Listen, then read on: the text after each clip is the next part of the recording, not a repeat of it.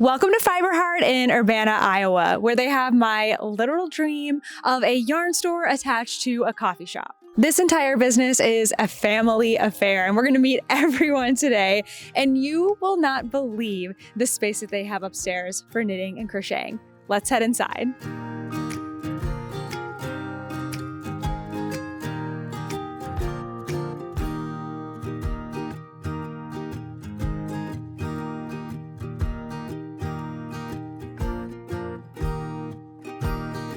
Hi, I'm Vicki. I'm the owner of Fiber Heart, Yarn and Gifts. We're going to take a tour.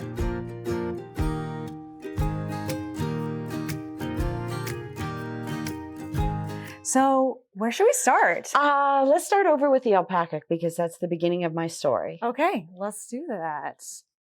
Oh, Dark you in have here. so many beautiful colors. So how did you get started? These are from your alpacas, From my farm, right? yep. Whoa. About 16 years ago, I was an emergency room nurse, and I was at a point in my life where I was ready to change. I hit that inevitable wall they always talk about. So I tried a couple other departments, and none of them was quite a fit. But within one of those departments, I met a woman who was learning to knit. Oh. So that is when I first touched knitting needles, was only 16 years ago. So this is your knitting origin story too? Yes. Wow, okay. Yeah, it's a complete remake of my life story at that point. So I began to pick up an interest in knitting, and then I also learned of an animal called an alpaca. Yeah. So it really drew my attention. At that time, my husband was traveling frequently for business. So for me to stay home and to do something, I knew I had to find something that wasn't going to burden him. So that's when all of a sudden knitting and alpaca clicked with me. Yeah. When I found an animal that I could do a craft with and keep it forever, I was sold. Yeah. So within 6 months, I quit my job. I learned to knit, and I bought my first alpaca. So when I tend to go, I go big. Yes. Quickly. So did you already have the space on your land to Yes, have yes. alpaca? Okay. We lived on a hobby farm. I Mhm. had a variety of small animals, Mhm. but the alpacas where I really upsized. I always equated having alpacas like Lay's potato chips. One won't do it. Once you get one, you want more. So 16 years ago, one alpaca. Now how many do you have? 20. Oh. And I was up as high as 27 within my herd. So what was it about alpaca? I need to fill the yarn now and see, because, oh yeah. So yeah, what was it about alpaca that you're just like, this is it? And my guys are wakaya alpacas, which are, when you think of an alpaca, the little teddy bear ones with the little ears and the fluffiness. That's a wakaya. Okay. There's also a Surrey alpaca, but their yarn is more silk-like. Oh, okay. So I settled on wakaya being the one that I liked, and it's because their yarn is very, very soft, very lofty. Very smooth. Yes. Yeah. Yep. And again, the quality of the animal fiber dictates the quality of the yarn. Some of my boys were very high quality, and some of them not so much, but I learned to blend it with others to bring out the lower qualities, shining points. Yeah. So again, I just had the luxury of being able to really do what I wanted and play with what I wanted to. So cool. So where is your yarn milled? There is a small mill right here in Iowa, Maxwell, Iowa. We only, that I know of, have 2 mills in Iowa. Maxwell has been in existence for at least 15 years. From here, so I got the animals. I learned to knit. And I got my first fiber in. So then what do you do with it? You start to collect it. So I really started out in a small town about 30 miles away from here, just selling what little alpaca yarn I had and some of the finished products. And in that town, a group of women, they took an interest in me, and they wanted to learn to start knitting. Oh. So alpaca is a little pricey and a little difficult to be your first project. So I started carrying some Lion brand yarn and started teaching them knitting. And that knitting group grew. And it grew to a point where then I needed a store. So I created a store in that town, and that actually grew two more times. Wow. So two different space or two Yeah, more two different spaces. spaces. I kept outgrowing the space and kept getting enough people that were interested. Mhm. And again, this would be now probably 14 years ago. Some of those same women are here now Oh, knitting with cool. us. They have followed me over here. That's so cool. So it was 2019 and I was ready. My husband was traveling less. I was wanting to be home more because it was a trip back and forth. Mhm. And I always kind of felt disconnected from where I lived and where I was doing business. Yeah. Because you're not far from here. Here, yeah. So we started looking. I said, I want to be done here, but I don't want to be done with yarn. Right. So we started looking in an area here, which is just 5 miles from my home. And this was bare ground here. And so the idea was, well, let's build a little yarn shop and of course put some coffee in it. Yeah. Oh, yeah. So Nothing pairs better than yarn and coffee. So in 2020, we started to design this building. And because of 2020, it accelerated when my husband felt like he wanted to retire. Mhm. So he was going to now become an active part of this. Our son-in-law worked for him and he said, well, I don't want to stay here. When you retire, I'll probably look for another job. He said, but I might be interested in learning something about this coffee stuff. Yeah. And then our daughter, who had been a stay-at-home mom, and she had had a baking business prior to the kids, Mhm. said, well, they're at a stage now I can re-enter back into the world. Yeah. So then all of a sudden the idea came that this was going to become a family affair. And that's when it went from a small yarn shop with a little coffee to this 7,000 square foot building. Yes. And the plan then became, yes, I would get to do what I love and enjoy, which is the yarn, but we wanted to teach our kids small business. Mhm. And so that's what we're doing. We want this business not just to be here for us, Mhm. but for the grandkids. Yeah. So this is a projection into our family future. This is so what we cool. did. You created such a welcoming, homey feeling in both the coffee shop and the yarn store and the space upstairs. It's like, and you that's just what it wanna was hang out. meant to be. And we tell people too, this isn't just about us selling yarn or us selling coffee. We live our life this way. We create experiences and we want people to enjoy themselves when they're here. Mhm. We have people, both places, that come at 8 in the morning and will stay until 4 in the afternoon. Wow. And that is completely fine. You know, that's what we want. This building is right on the bike trail. That was a big draw for purchasing this land. And we fought to get this land because I had this idea of outdoor patios and bikers being able to bike up and people being able to bring their dogs. And the trail is now paved from Cedar Falls all the way down almost to Iowa City. Wow. And it connects to other trail systems. Well, let's see some more of your store. Okay. So this is Alpaca products. Mhm. And Who makes these? me. You I make try all of really these? hard to there's a few sample items in the store, Mhm. but I really try, if you see it hanging, about 90% of what is in here is done by me. Oh, cool. So that's why there's not tons of samples, but I want to be able to, when I talk to somebody and they ask me something, to speak to them with some expertise. Sure. You know, this yarn works this way. Mhm. You know, they'll come in and say, okay, I have this project. What will work for it? And I can speak with authority what will work for it. So I'm forever I never, knitting and knitting. yeah, and I knitting. hardly ever get to finish a project because I have a lot of samples going, but love that. I have some standard patterns that I stick to for samples. That's But very cool. And you can purchase these, it looks like, Yep. right? Yeah. Nice. They're what I call lovely. designer Iowa Uh-huh. because they were raised down the street and you will never find another one quite like it. Sure. And within the own animal, this animal won't be this color next year because as they age, their color changes. Interesting. So it is truly a designer product in that moment. How neat is that? All the pom-poms you have. Yes. Yeah. So I like my pom-poms. Yeah. I try to create inspiration for people. I think that's truly what yarn shops are today. You can go online and you can buy yarn anywhere, but it's up to the yarn shops to inspire people to knit. So I'm always trying to come up with because people say, oh, I've knit too many hats. Now what do I do? And it's like things like dishcloths. I know that's been around since the beginning of knitting, Yeah. but you put it in a basket or with a bar of soap or in a cute little pot, and all of a sudden you've got a one-of-a-kind gift. Soft. So I really got into pots this year. When I do something, Love I that. go into it whole hog, and that's what I did with the pots. But then it sparks their imagination to reach further.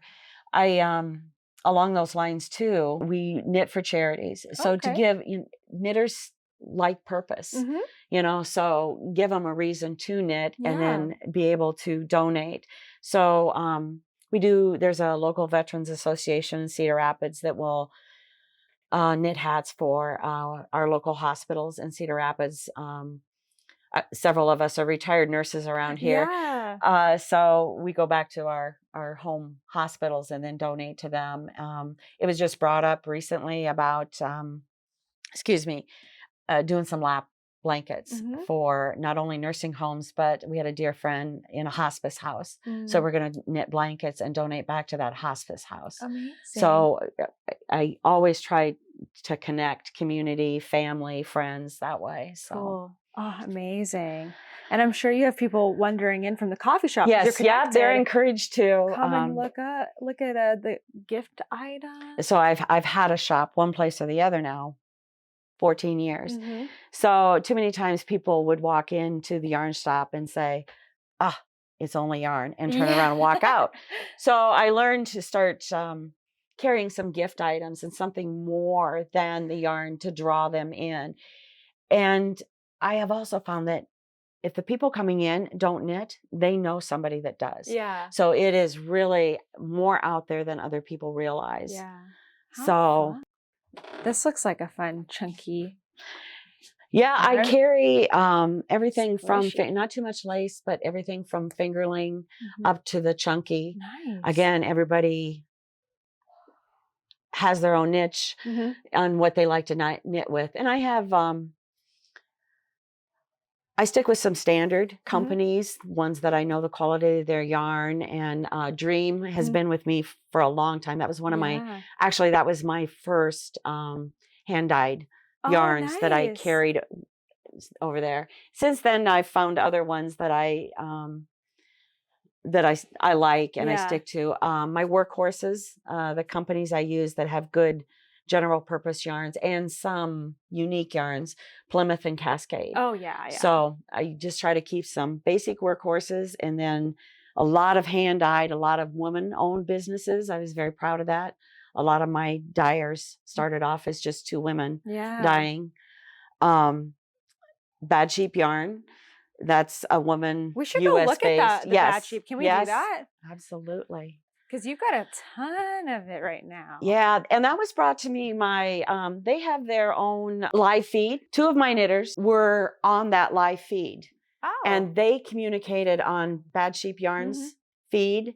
And one said, oh, my yarn shop carries that. And the other one said, oh, where's your yarn shop? And she said, Urbana, Iowa. And she's like, oh my God, I'm 20 minutes from there. No way. So those two connected, and they then really brought Bad Sheep to my attention. And they have been huge supporters of it. So I brought it all in. Because where is Bad Sheep Yarn? Bad Sheep Yarn is in Pensacola, Florida. They originated in North Pole, Alaska, which was a fun little hook to begin with. From one experience to the other. Yes.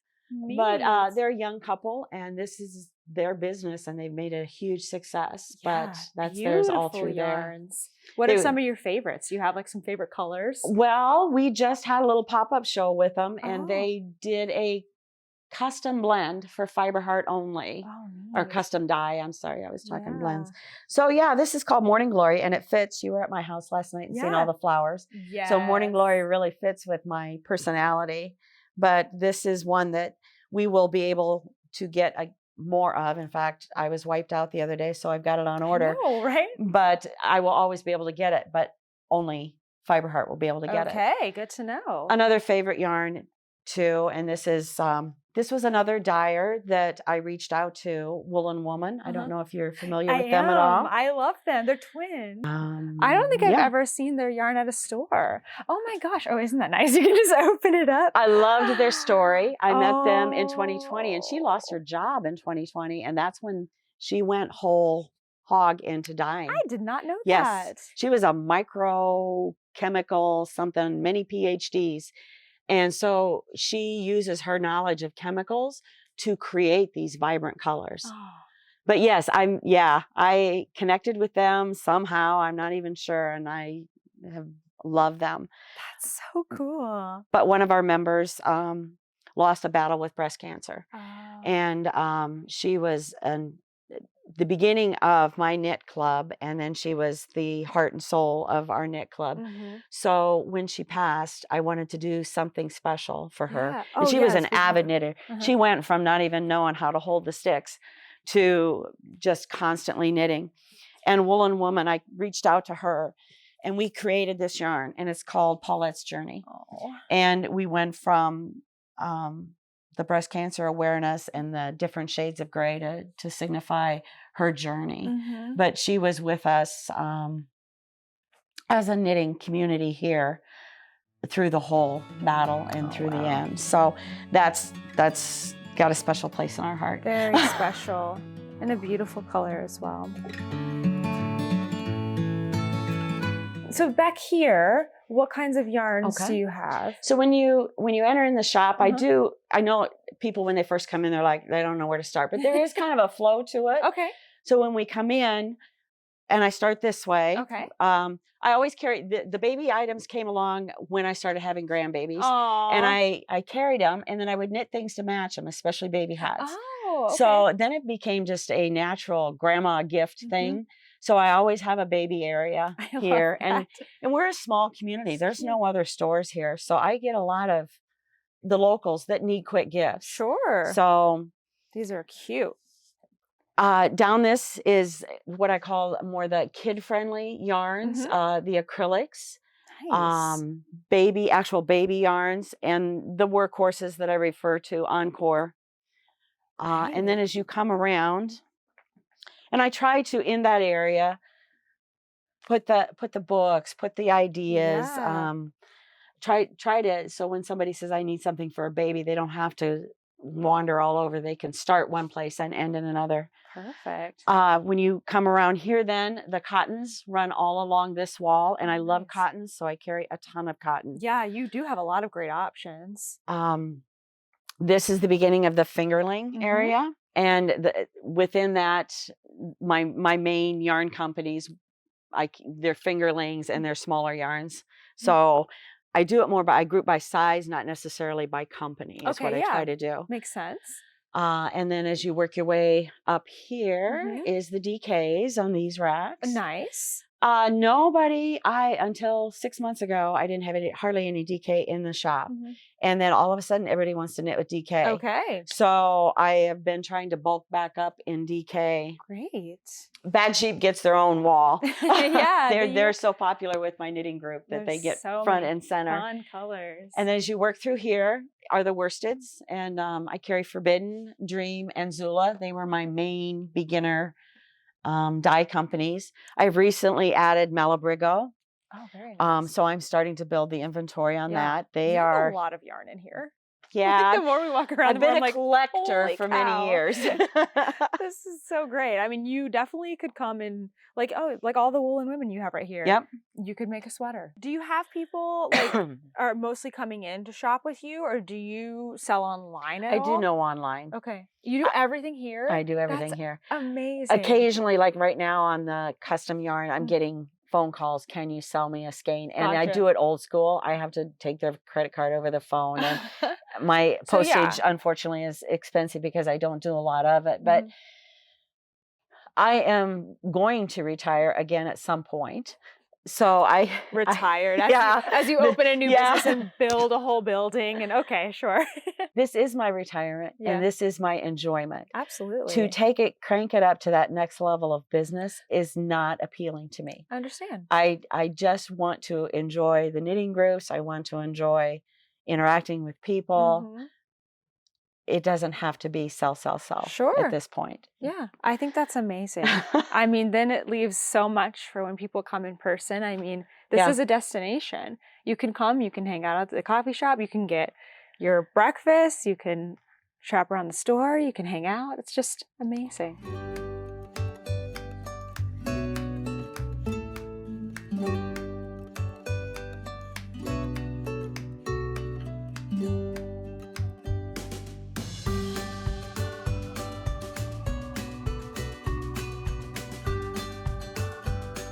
One of the happy accidents is the coffee shop's hours are they open at 7 in the morning and they go till 4 in the afternoon. We don't open until 10 and I'm closed on Mondays. But I have staff over there. So even though the doors are shut, I always let people know if you need something, if you want something, just tell the staff and they'll let you in. Aww. So that expands my hours without having to buy more or hire more employees. Yeah, that's so great. We double You utilize help each other. Yes, we do. Anytime we hire someone for the coffee shop, they know there's a cross training involved. They know they're going to know how to wind yarn. They're going to know Really? how to run the same Making cash coffee, registers. winding yarn. That's right. Oh, Even that's great. Michael winds yarn. That's so and great. so does my husband Mike. I So they love have that. all learned how to a certain level, be able to help the customers over here. Mike, my husband, the other night just helped Austin pick out 2 colors that coordinated to make a cowl. So he was very proud of himself that he had gone to that. When we hire and we say it's a collective attitude. We're all for one and one for all. So we will back you in every situation. And we expect that kind of respect back. I wanted to ask you about your name because the yarn store is Fiber Heart. Where did that come from? Off the top of my head, because I love fiber. Yeah. And that name originated way back when I sold my first half off my first alpaca and decided to get a sales tax. So I had to come up with a name. Yeah, that's because I have loved this so much for so long. And then what about jams?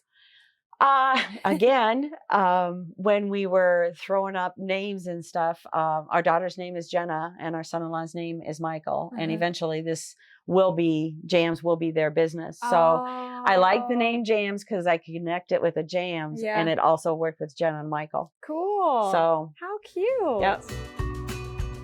So originally we call this space the lounge. And originally this wasn't pre-designed to be this. It was going to be, we were going to rent it off as another business. We had so much local outpouring for our Thursday evening meals. And come fall, the locals were saying, so where are we going to hang out if we can't hang out in the patios? So I said, okay, give me a couple of weeks and I'll see what I can do. So I came up here. Some of the furniture is from home. Some of the furniture is from Amazon. Some of the furniture was brought in. And created what we call the lounge. Yeah. So the locals started coming regularly on Thursday evenings. And we have wine and beer. And if you have wine and beer, you need to give them a little something to eat. So that's when I started to develop a savory menu. And it started off with a couple different flatbreads. And it has grown now to where we have, I think, 10 constant different flatbreads. And then if there's an occasion or I come up with an idea, we'll throw a new flatbread in and run it for a while. We have heavy appetizers. A lot of my dips from old time, just like the cookies. These are all my old recipes. And I've been making spinach artichoke dip now for 35 years. Yeah. So my same salsa recipe, that kind of stuff I just brought into the business. But we do pretzels, the dips, we do nachos. We have a trash can nacho that I was inspired out in Vegas with Guy's trash can nachos. And so we created our own version of it here. Yum. So that's what we did on Thursday evenings. And then my knitting group started. And first it was 2 or 3, then it was 6. And then it expanded to a solid at least 20. And they would come at 4 in the afternoon and stay till 8 in the evening. And so they wanted food too. So we decided then to expand our savory menu to Wednesday evenings because of the knitters. And we, of course, we opened it up to locals too. So now our knitting group and it really starts, there's an afternoon group and an evening group. They'll come as early as noon on Wednesday and will stay as late as 8. Wow. Wednesday night, and they come and go, and some stay the whole time. But we are at least 30 strong almost every Wednesday evening. And we're not even in this portion. Do you have a whole Yes. other? Yeah. Let's well, go. I grew out of this so portion cool. with the knitters. They laugh and like to tell that story. Because this is like, you have all these different spaces people Yep. can get in smaller groups, and then just like, it feels like you're in a living room. Yes. Just hanging out. Like we were here last night, and just about every chair over here. And they all want to sit there, they all want to see each other. So I had to face everything so they could all interact together. And they love come it. early and save chairs. It's fun. It's very sweet. It's because of your community that we came here, and we're actually going to get to chat with some of them, which is special for us Yep. because we don't usually get to do Yeah, that. I think I call them my three musketeers. They have been the three women that have been a really driving force in my knitting community. I mean, they really are instrumental in keeping the group lively, keeping the group engaged. So many times on knit night, I'm up and down, I'm in the kitchen, I don't get to sit. The last thing you get to do if you have a yarn shop is sit down and knit. Let me just tell you all that. They coordinate things. They're business women in their own rights. They're hilarious, and they keep this group consolidated and engaged. Hi, I'm Carmen. Okay, so Carmen, what are you working on today? I am working on my second sock so that I don't end up with second sock syndrome. But Fair. Do you have the first one with you? I do. What does it look like?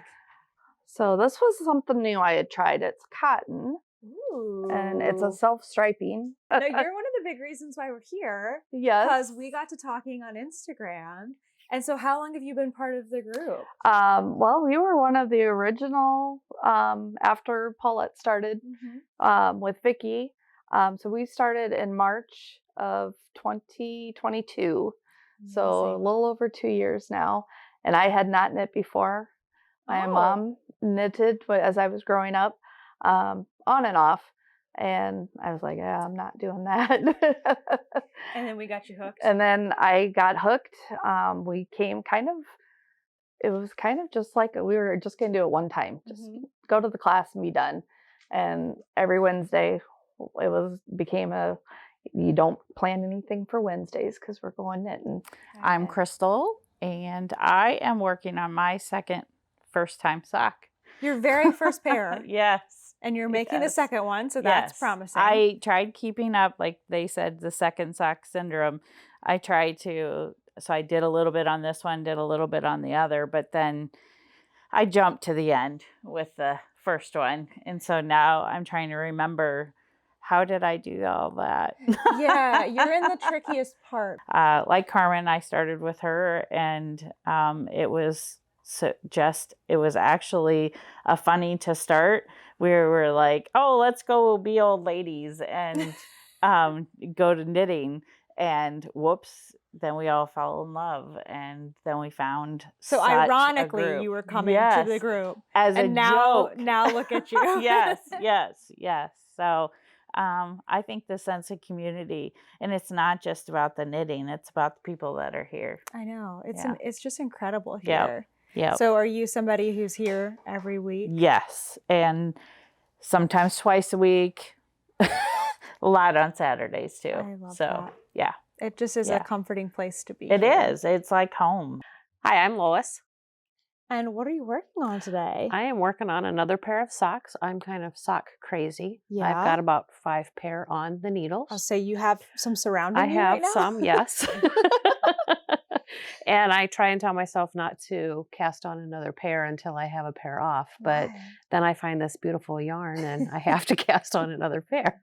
So you have a finished sock. I do have a finished sock, and it was from your sock week. Yay. So got the bag and I got the sock. So I got one done. I have to finish the other one. Yes. So, and this is the one from Polka Dot Creek I love out it. of Canada. So yeah. And then what about the one you're working on right now? This one here is, they're calling it the String of Lights pattern. Nice. So, and this is Bad Sheep yarn. So It's doing a fun little stripe there. fun little I like stripe that. there. Yeah. So, and I started a few weeks after they did. So all around the same time. Yep. So they were coming up, and I'm like, well, I want to learn to knit too. Yeah. And which is crazy because my mom was a big crocheter, and she took her knitting or crocheting everywhere with her. Her yarn went everywhere with her. We used to always give her crap about it. And I said, I will never carry yarn. What? So about 6 months before she passed away was when I started coming here, and I'd take her to some of her treatments, and she would say, oh, look, my daughter's carrying yarn. She would never carry yarn. So yeah. So now it's kind of, I do it in memory of her to kind of, So, yeah. So the three of you are like rebellious knitters. You never thought, you ironically started to knit And we fell in love with it. This is every Wednesday night. This is the happy place. My family knows.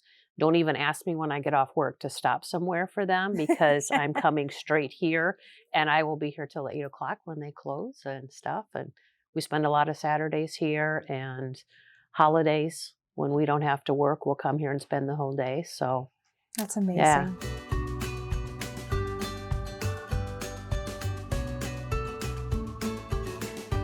How can we make sure that we know what's happening here? Find out about your retreat, all the different things you're doing? Facebook. I'm old school. I'm Oh. Facebook. I do cross over to Instagram, but the Perfect. best way for me to communicate in the world is through Facebook. So if we Okay. have anything coming up or any new yarn, I try to stay up on that. Mhm. It's all through my Facebook page, Fiber Heart. Awesome. Fiber Heart, and it's in Urbana, Iowa. Okay. So I don't really do online sales. I do try to, if somebody's looking for a yarn Mhm. and I have it, I'll ship it to them. Mhm. I'm willing to ship. It's just sometimes my postal rates, because I'm not that kind of business, are a little higher, but I really try to accommodate that as they need it. So That's great. Thank you for having us here today. You've Oh, taken thank you. such good care of us. We feel like this is home. Like, it's been just amazing. Thank you very much. You brought a spark to the knitting Aw. community. They were really looking forward to you coming. I can't tell you how much they were. Oh.